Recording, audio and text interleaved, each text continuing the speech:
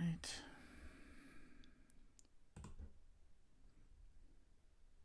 Hey, what's up? Dave Duford here at the DIG Agency. I thought I'd put together a quick overview on this new FTC ruling that makes non-competes, for the most part, illegitimate, forward going and backward going. And wanted to specifically come up with a video clarifying to a lot of agents that have been asking me, how does this affect their ability to get releases when it comes to moving from one carrier to another? Going to release, if you're new to the business, is defined as getting your carrier appointments that you have with your incumbent agency you're not happy with maybe, and you want to move your carriers to another agency, and you want them to move them over because without those carriers, you may find some resistance, some issues to selling, etc. So as I've read through it, and I'll pull it up on the screen here. Give me a second here. So, okay, there. Boom. Whoops. That didn't do it. All right. Let me see. I got, okay, perfect. So this is the new ruling. This is what the FTC put out basically saying, and this is good for, I think, just commerce and business in general.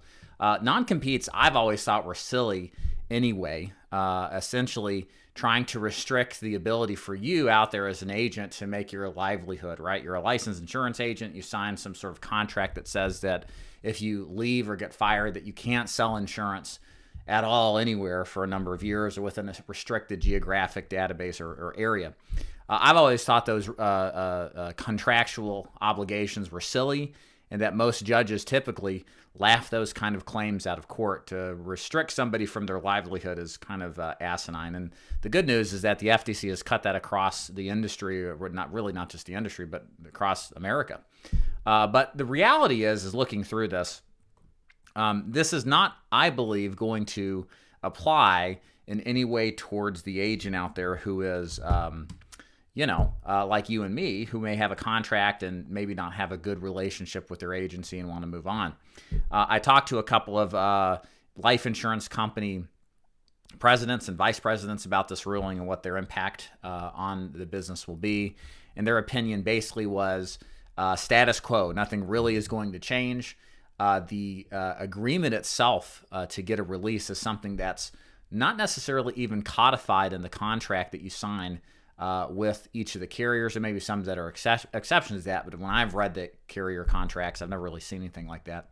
They're an agreement between, verbally, between the IMO or the agency and the carrier itself. And the idea that, and this is kind of their descriptions here, not mine, of not giving a release is not declining you from your livelihood. You can simply get carriers elsewhere and sit out the required amount of time. Now, do I like companies who do this? Absolutely not. We at the DIG Agency have always released agents who weren't a good fit and decided it wasn't for themselves to move on to other agencies if that was the case with the carriers that they had with us. I've always believed that I only want you on board the DIG Agency if you believe in what we do, and if what we do fits you and gets you results. If it doesn't, why would I want to hold you back in some way? Sure, even if I did hold your carriers back, you would find a way to get other carriers, write business, and be successful if that was something in your capability. But the point is, I think these kind of restrictive lack of releases that a lot of these IMOs practice. There's one in particular, very well-known three-letter IMO that's in the MLM space where the owner said, we'll release anybody who asks for it. And now, of course, they make you wait 12 months for most of their major carriers. And if I said the name, you would know who they were. So long story short, I don't think this is going to change really much anything when it comes to the release game. What's my advice for you out there? If you're getting started, you in the insurance business, you want to make sure the organizations you're joining, especially if it's a brokerage with multiple carriers, will allow you to request release if it doesn't make sense in the long run. What was promised wasn't delivered. You've created relationships with these carriers, and maybe another agency is a better fit. Make sure your agency gives releases. That's a good sign that they're serious about training you and stand by their promises. The ones that don't bring that up or don't release you, you kind of have to bring that into question what their real ultimatum or ultimate motivations are.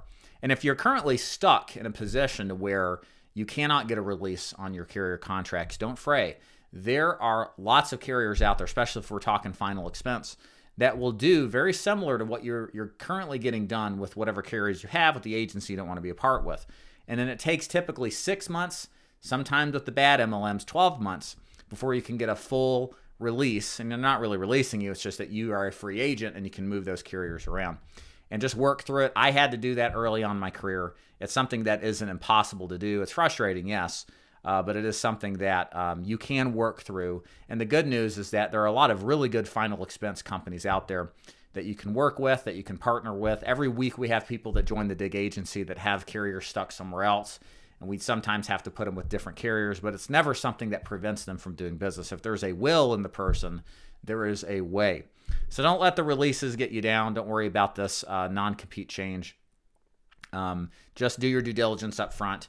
Make sure you join good agencies that will release upon request and honor their word, that if it doesn't work for you, that they'll freely let you go to pursue your dreams of being successful in insurance somewhere else. My name is David DeFord, and if you'd like to learn more about what we do at the DIG Agency, helping them sell final expense, agents sell final expense over the phone using final expense sales with free leads in many cases to utilize, you can go to daviddeford.com. Hope you enjoyed this video. Y'all have a good rest of the day.